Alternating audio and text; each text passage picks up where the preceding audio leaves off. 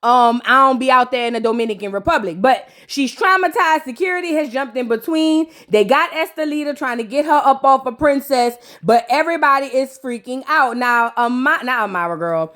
Estelita goes over to her little gay friend and was like, hey, am I good? He started fixing her hand, was like, girl, you straight, you beat her up. Now, they say Estelita has a temper or something of that nature. I don't too particularly know. I thought all of them was spicy. Ain't that what they say? And then I am again, so Brooke. Brooke feels like, well, y'all done knocked the table over, girl. Let me go ahead on and gather some of these party favors. Take these home to my churn. They want a little popsicle or something like that. I am Brooke, the most unbothered in this whole situation, yet still efficient. Brooke went gathered all of the stuff that fell down on the floor with a wrapper on it. I'm here for it. Now, Estelita is trying to explain to Amara why she jumped in. She said, look, Amara girl, I jumped in. I know she's at my event. This is my event. But I didn't too particularly appreciate her popping you upside the head or whatever. So forgive me. Now, Brooke again is in awe because Brooke is over there looking at Estelita like, girl, are you serious? Like, you do this big, beautiful event and you rolling on the ground, girl, what is going right? I have the same questions. Like, what is really going on the inside of Estelita's brain? Nobody knows. Now, Amara didn't come out unscathed. Amara said that her pinky nail broke, not the fake nail, the real nail. And immediately I went, ooh, girl, I know the feeling, girl. Make you want to just fall out and pass out and cry. Do you hear me? So she said she got to go run down to the emergency room. And she said this is a lot for her. She ain't never been through nothing like this. She said where she from, them people just be playing jumping jacks and stuff like that. They don't be fighting like these hood girls down in America. I said, girl, go lay down. Y'all fighting like that out there too. I seen the dirt roads. Stop with all of that, Amara. Stop. So anyway, everybody's talking about this whole fight. Nobody can believe this thing really happened. And I'm over here saying, yeah, it did. And it is Estelita, the Panamanian, I don't know, Poom Poom. I don't know what she called herself. And then it's obviously Amara, and they over there fighting Princess, who came over for the fight. Now, this what I liked about Princess, baby. Princess went live and said no scars, still pretty on her summer, still pretty, okay. And I said, oh, and look at Bobby Lights. He want to act like he don't want to be in a mess, but look at him in the live. Bobby Lights, go lay down. But you know, I felt Princess. Princess really just feel like, you know, at the end of the day, I called this girl a friend. Red flag and mistake number one. But I called this girl a friend. She over there fraternizing with my ex-husband or soon to be ex-husband. And the fact that she thought that was okay, that's not cool and that don't sit right with me. So that's why I bopped her. I said, go ahead on. Now, as Princess is over there talking to Miami Tip and Bobby, Estelita's in the corner saying kick her out. But at this point, girl, why would she want to stay? She's already on her way out the door, fat. You don't have to have security. Security. You don't have to do all that. She not staying fat. She came for what she came for. She did what she did. And that's that on that. Now, Amara, little dummy, hops into the confessional to contemplate what her next move was. But she said she may not know what she gonna do, but she definitely know two things. One, she gotta go to the emergency room or urgent care or something, and she got to get on the line to call Ray J around there to see what was going on because she don't think she did nothing wrong. Of course she doesn't, Banana Boat. Of course she doesn't. So anyway, pops up Ray J. Ray J, I don't know how you miss Princess, but I feel like if Princess would have came and she seen you walking up, if she'd have seen you walking up if she was leaving, she would have bopped you upside the back of your head, and as she should. I think her and her friend should have jumped you. In my opinion, you know, that's just me on Mad D. But anyway, Amara is hugging on Ray J saying, Ray J, your wife, she literally hit me and she really broke me up. Like, I really don't fight and she broke my nails. Like, what am I going to do? I cannot even get it repaired because she broke my real nail. Like, what am I going to do? You need to stop your wife. Something is wrong with her. And Ray J hopped in the confessional was like, look, this girl called me to told me to come over here to see what's going on. He said, I heard Princess Bop gave her a 2-piece, a biscuit, and a side of red beans and rice. He said, but I don't know that to be a fact. I'm just over here to assess the damages to see what exactly I need to do on either side. So look at Amara. Ray J, like, you don't understand. Like, I have girls. I have kids. I have kids and your wife, she just literally came and she punched me in my face and she slapped me. And I mean, I don't know why she would slap the Mario coins out of me because we don't even play Mario in Dominican Republic. So I don't understand why she's so upset. Like, what's going on with her? And Ray J was like, well, you know, Princess going through a lot. You know what I'm saying? Stall her out. Just give her a little grace. She stressed out. She lost the poker tournament. She kicked me out, ran me down in the streets. So, you know, she just got a lot going on. You know, the nannies done went away. Now she got to really watch them churn. Just stall her out. But, you know, this isn't enough for Amara the dummy because Amara feels some type of way. So Amara says, I don't know what I should do. Like, we're right here in front of the emergency room, and I kind of want to go in there and get them to fix my nail, but I feel like revenge has to take place. Like, she literally slapped my face. Can you see my face? I know I'm dark, but you should see a hand slap right there. There's a hand print right there on my jaw. So I don't know what to do. I guess I'm going to go into the emergency room, but part of me wants to just sleep with you just to get back at her. And I say, ain't that what got you slapped the first time? Now, as Amara was trying to find out what she wanted to do moving forward, Ray J suggested that he just sleep with her or she just sleep with him.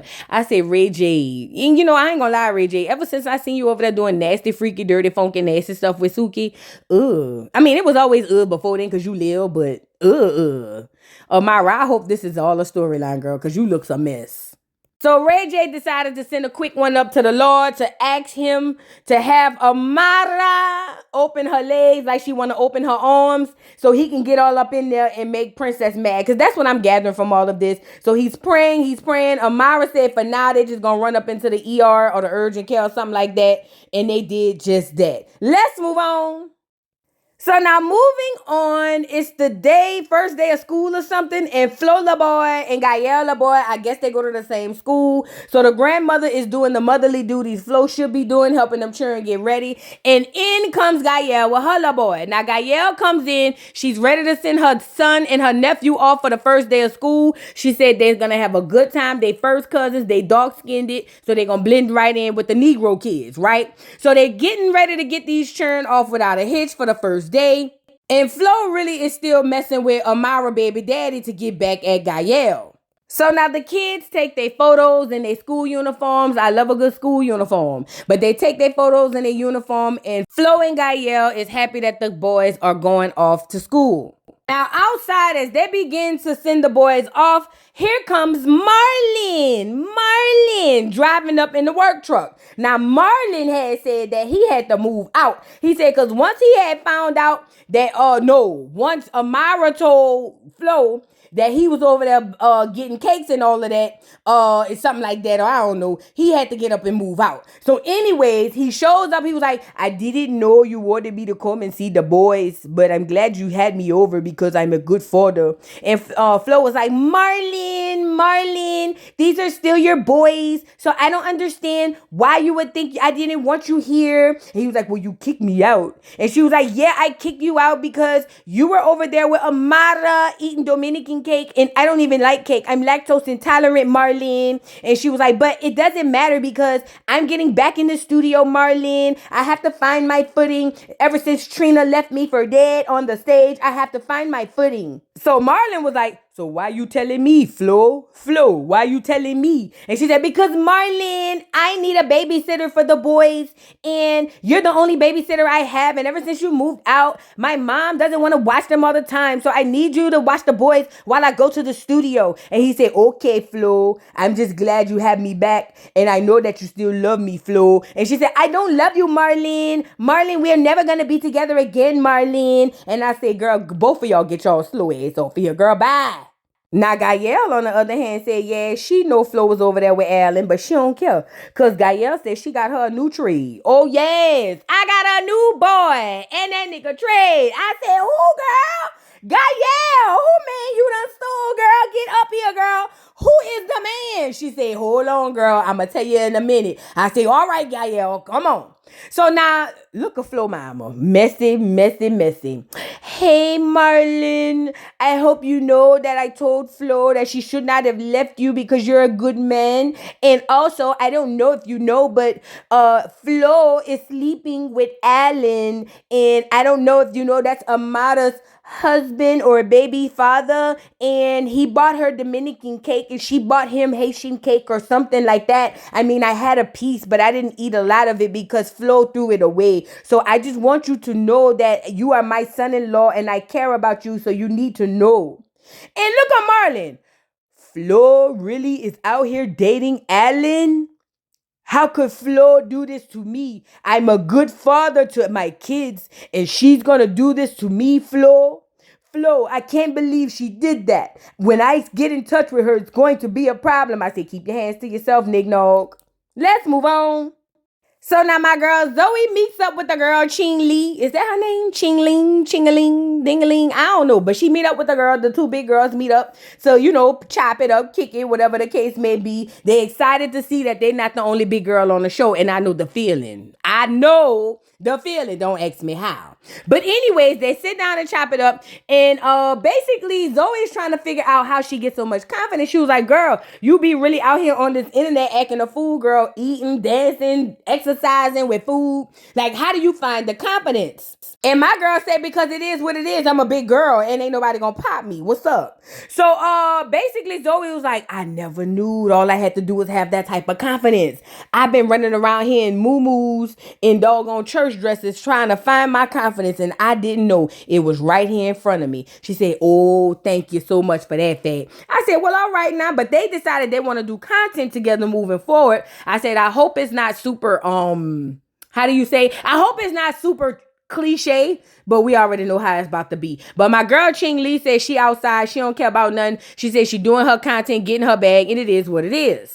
Now, Ching Lee is telling Zoe about her prison stint down in prison. She said she went to prison, whole man in prison. He on the way home. He be home in a minute. Free him till his back was. That's what she said, not me. And then she also talked about, just her life and how she got here and what she trying to achieve within her music. And I'm here for it. But this takes Zoe on a whirlwind because Zoe, her little leprechaun man done proposed to her and she ain't seen high hell of him since, girl.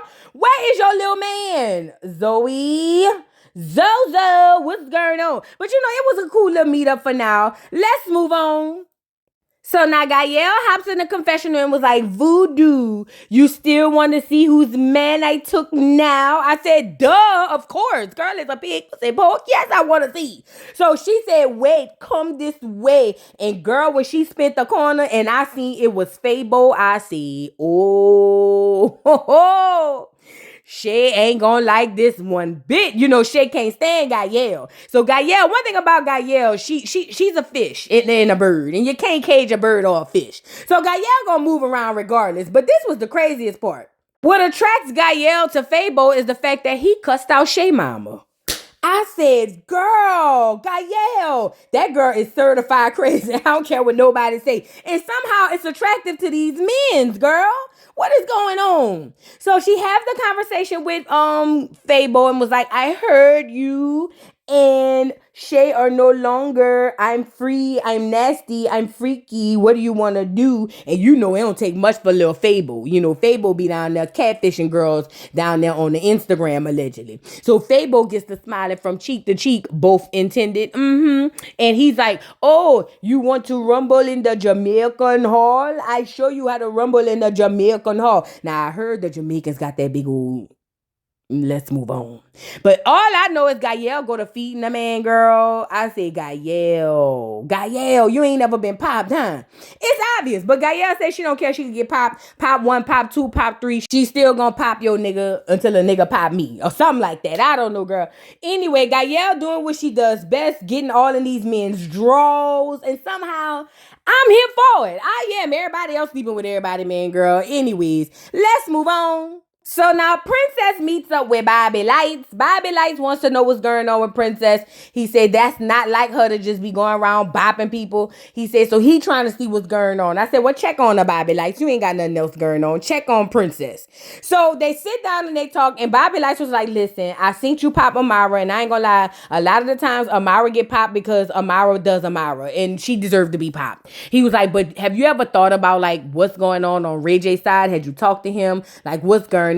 Now my girl Princess says no. She said she didn't talk to Ray J because she already know Ray J full of crap. Her whole thing was she felt like as a friend, as somebody she thought or called a friend, that Amara overstepped her bounds, and she did. Come on now, girl. The girl husband. Like, come on now, that's not cool on no front. So immediately, Princess begins to reminisce about how she bopped Amara upside the head and said she did it and she'll do it again. I say unapologetic. I love that for her. And I'm just over here saying like, girl, like, yeah, this all makes all the sense in the world. This is what needs to happen. People need to be unapologetically them. And guess what? If you bop a girl, you bop a girl. Okay? If you got a bop on top of the head, you got a bop on top of the head. If you got a bop in a pinky finger, you got a bop in a pinky finger. If you got a bop, just bop. Don't baby bop, though. You get it? Girl, anyway, so what's the boy name? Bobby likes want her to go talk to Ray J, and she said she'll think about it because she really don't have nothing to tell to Ray J, but she said she just loved the fact that she was able to bop Amara, and I say, as you should. Let's move on. So now Zoe hopped in the confessional to tell us that she was supposed to meet up with Ching Lee. She said, but she decided that they were going to meet up and do some food content, but she can't get Ching Lee to do the content she wanted her to do because Ching Lee don't want no Haitian food. I said, girl, who wants Haitian food? I mean, what do they even eat? And don't get in my comments, all y'all melting pot people talking about, but voodoo, Haitians have great food. You just don't know. You're damn right I don't know. What do they eat, girl? Don't do me. Please don't do me. So she meet up with Ching. Ching wants to do TikToks. I guess she's done mastered this content creator thing.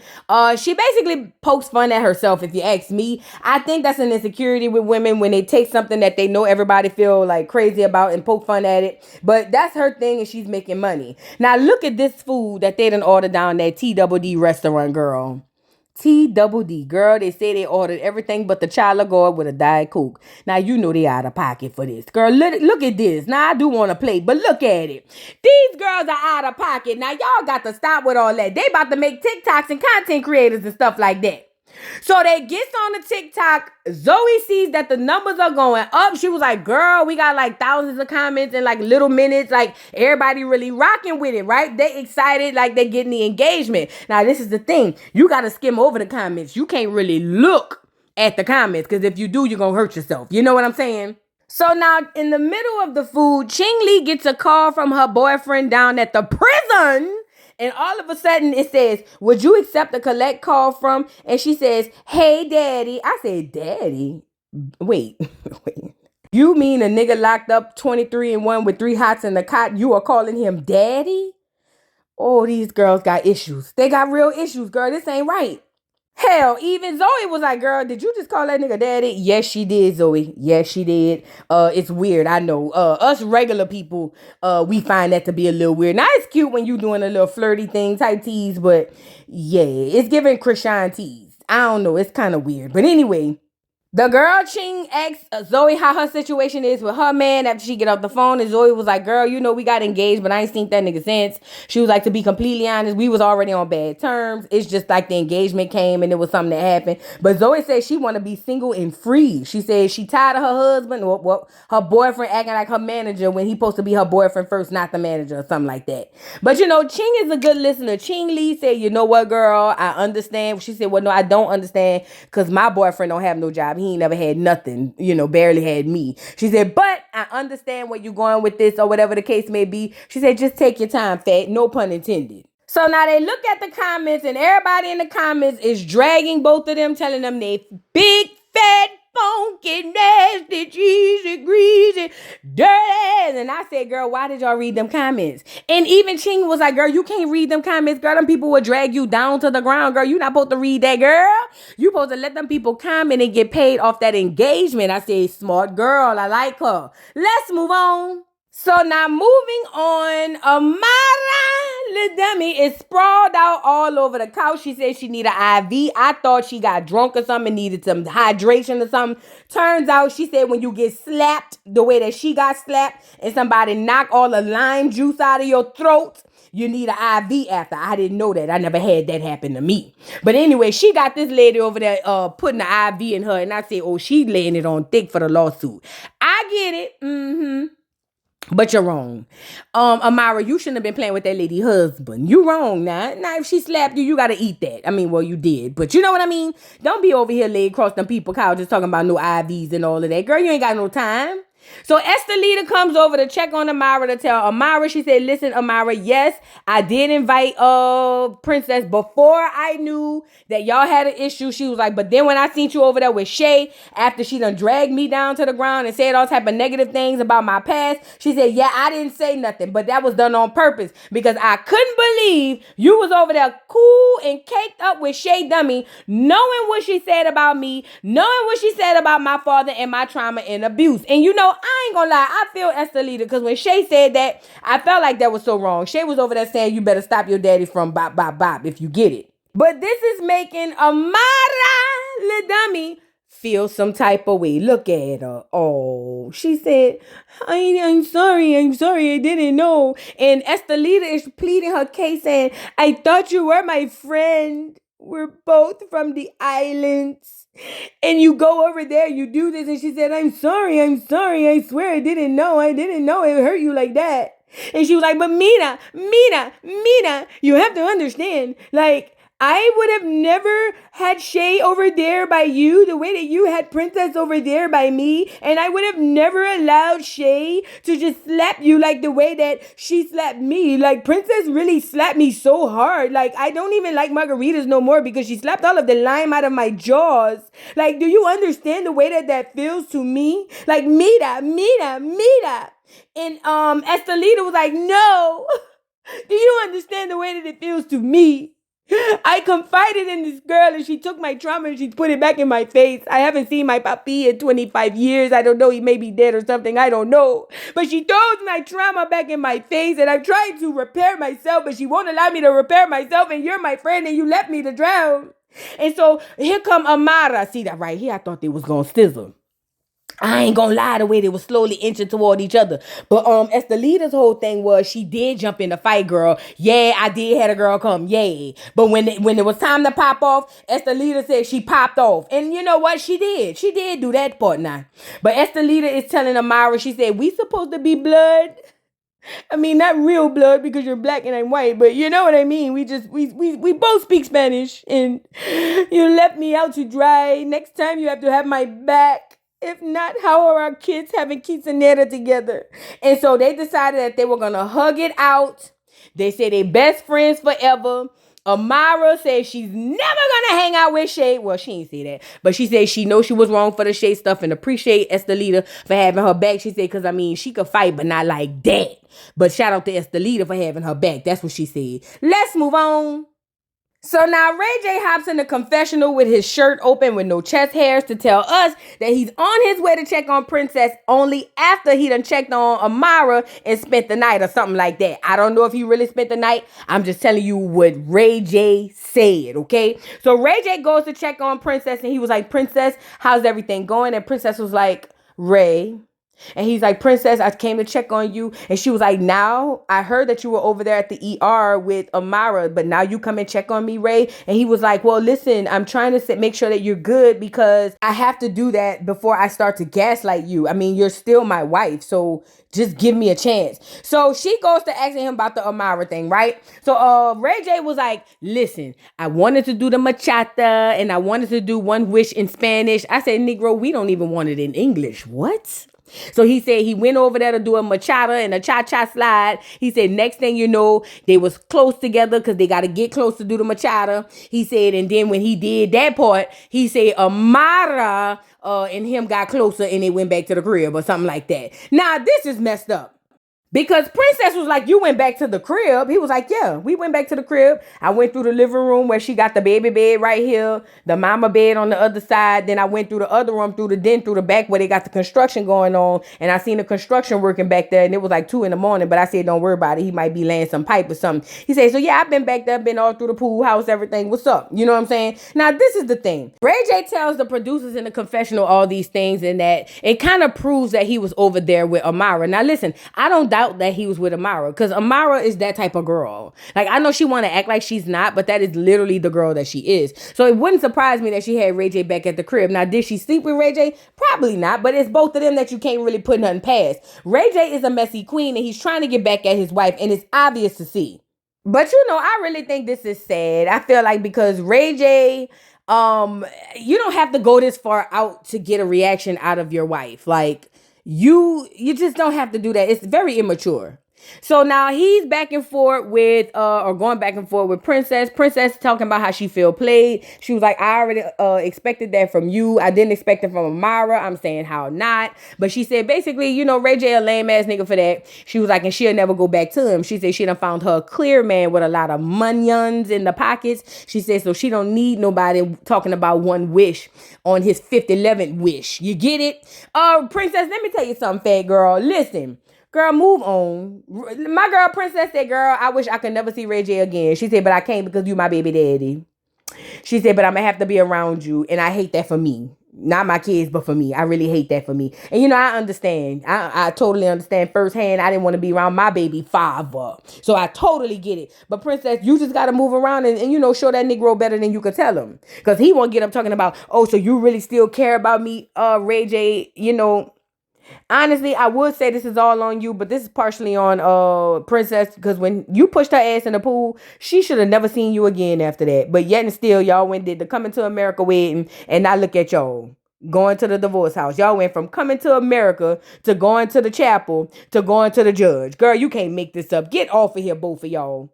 So now, girl, we move to the final scene. Flo is going to meet up with Black China old man to do a hit. She says she ready to get back out there in these streets. Flo tried to do bounce, girl, and it didn't really work. It bounced right up out of her. And she's trying to get her little sound back. So she's over there with Alan. I don't know why she bought Alan. She says she bought him for support and moral support and things of that nature. And also to get under Gelle and what's the boy name? Marlin's skin. Duh, we all see that. But Alan is here for he petty boots like the rest of the girls. So, he don't mind playing the background, acting like he the old man, even though he really not. So now Black China old man is trying to get them to listen to some music. I guess he wrote a song talking about moving on or something. I don't remember, girl. And the girl Flo was like, I really like this. I can get in the booth and I can do something with this. I actually wrote something to this.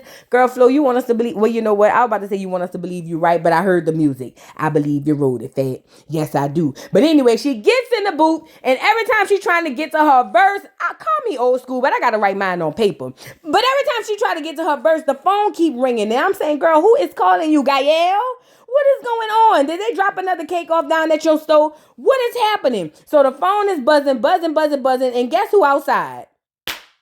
Marlin sees that she's inside and he knows she in there with Alan. And so he's telling Flo to pick up the phone because he want her to come outside with Alan, because how dare she be at the studio with another nigga. And he also said that if he got to come up in there, he would. So he's saying, Flo, come outside, Flo. I'm not gonna leave until you come outside, Flo. So he get in the confessional. He was like, Flo is in the community and in the reunion and in everywhere with this guy, Alan. And isn't he Amara's baby father? I will fight him if I have to for Flo. Flo is still my wife. I love Flo. So Flo needs to come outside right now. So he's outside cutting up. And this girl says, because she hang up on him. Now he called her back. She give the phone to Alan and Alan took it. Told my answer this. And girl, Alan said, hello. I said, oh. Alan's level of petty is not, I think it's off the Richter scale. Girl, what is going on? Why did Alan grab that phone and was like, hey, what's going on? Girl, not only did Alan grab the phone and say hello, Alan picked up the phone and said, what do you want? I said, oh my God, the Caribbeans are fighting. Call the policia, girl. What is going on? So my boy Marlin is on the other line telling Alan, why you picking up my wife's phone? This phone belongs to Flo. I know, because my cell phone is on the same phone and she pays both of our bills. So the girl Flo gets the phone back and was like, Marlin, please leave me me alone, Marlin. I'm in the studio. I'm trying to work, Marlin. You don't help me work. I got somebody else to help me work. So, Marlin, leave me alone. Shouldn't you be with the kids? Like, leave me alone, Marlin. And Alan is not too particularly liking this. And not only him, Black China baby daddy is like, I can't never get a song. I can't get a heifer to put down a doggone hook. Every time one of these heifers come in the studio, it's always some stuff. Poor boy. Oh, they say you're world renowned, huh, Fat? Well, you're Miami renowned too, cause you ain't gonna get no work done down there. You and Black China might as well pack it up and head back to LA, child, cause this ain't gonna work. So anyway, Marlin has taken off his sweater, and I don't understand why. Marlin, you look so bad. Oh, Marlin, you really puffed your arms out like you swole. Girl, Marlin's body looked like an ant's life. Girl, what is Marlin? Put it back on. Put your sweater back on. It's cold outside, Marlin. Don't do that. So Flo decides to come out with Alan because Alan was like, let's go outside. Shit, what's up? Nothing ain't gonna bother me. He was like, I'm a real Tony Montana type of Negro. You know what I'm saying? And he ain't no Negro. But you know, he said he don't care about that. He done popped all people in the cartels and all of that. So somebody like Marlin don't skate him. So they go outside to confront Marlin, like, Marlin, what is going on, Marlin? And as she's doing that, my boy Alan putting his little chains down in his shirt, girl. Alan said, let me tuck my chains in case I have to bop this nigga. I say, oh, Alan, I wish you put that much effort into that bald spot on the top of your head. But nevertheless, Alan's tucking away his chains in case he have to fight. And you know what? That's good preparation. So Marlin is on the other end of the doggone pool table saying, Flo, I can't believe you're here with that clown, Flo. You're my wife. I know we're not together. I know I slept with your sister, but still, you're still my wife, Flo. Flo, what is going on with you, Flo? You shouldn't be here with that man. He's a weirdo, bro. He's weird, Flo. I'm your husband, Flo. And Alan was over there like, hey, bro. Like, como se llama, bro? Like, it doesn't really matter at this point. I'm with your wife, and I'm going to have her with me tonight. And we're going to do some really nasty things. And, you know, you're going to be home by yourself, and I'm going to be with your wife. And so him and Marlin keep getting into it. Because Marlin is not backing down. Obviously, Alan is not backing down. Alan feel like he been outside in these streets. He been outside, you know, playing kickball with no shoes and socks. But the gag is Marlin used to be outside doing the same thing. They all be outside on the dirt road with no shoes and socks on. So it really is an even playing field for both of them. See, no island is greater than the next, allegedly. So anyways, my girl Flo is over there embarrassed. She was like, oh my God, I can't believe Marlin is here to embarrass me like this. And she's like, Marlin, please just go home, Marlin. Where are the boys, Marlin? Shouldn't you be at home with the boys? Like, leave, Marlin. Let me get back to my studio session, Marlin. Leave. And Marlin was like, no, Flo. I'm not going nowhere. You're coming home with me, your husband. You're coming home. I don't care who I sleep with. You're still my wife. And I don't trust you with this clown. You're coming home with me, Flo. Come home. And so, girl, all I know is they got the tussling and fighting, and poor Marlin, they had him bent up on the curb like a crab leg, girl. Look at Marlin. And it didn't even take much to hold him, girl. Poor Marlin. Marlin, is you okay? Marlin, is you okay? Marlin, is you okay? Is you okay, Marlin? What is going on? Girl, poor Marlin, why you didn't just leave? Even Flo is over there saying, my poor husband. I done married this little ant life looking Negro, and look at him. He done embarrassed me in front of these almost white folks. I can't believe it. And you know, I got secondhand embarrassment too, because you know, Marlin, he got his little twerks or whatever, his little kinks, but Marlin is still a good father, allegedly. So to have him on the ground like that was a lot. Now, Marlin is going back and forth with Alan saying, Flo is my wife. Flo, you need to come home with me, Flo. Flo, come home. Don't go walk away with that man, Flo. I am your husband. You need to come home with me. I am the man that you married, Flo. Your mother only blessed me to be with you. So, Flo, come home. And girl, Flo walked into the studio with her new nigga. Poor Marlin left him out there. They said it was a strong wind gust that night too. They say he almost flew away. Poor Marlin. Now, why would you do him? Well, you know what, Marlin, you deserve it. I was gonna ask why she did that to you, Marlin, but you deserve it. You know what I'm saying? So poor Marlin is left holding the bag and holding his shirt because I mean, how else is he gonna stay warm? You know? And my boy Alan walked away with Marlin's wife, saying that he's gonna tap that later on, and there's nothing nobody can do about it. And that was the end of the episode. What do you guys think? Are you team Marlin, team Allen, or all of them crazy? I'm team all of them people is crazy. Do you hear me? But anyway, that was the end of the episode, girl. What do y'all think about this whole situation? Drop down in the comments. Don't forget to like the video, subscribe to the channel. If you're new, please subscribe. If you haven't subscribed and you keep coming back, girl, go ahead and subscribe because you're going to come back. With that being said, love y'all down to the ground. And I will see y'all on the next one, girl. Peace. Mr. Carroll. How you give the voodoo doll time to talk? I don't get no fucking time to talk. Who the voodoo doll is? The nigga you just had up here.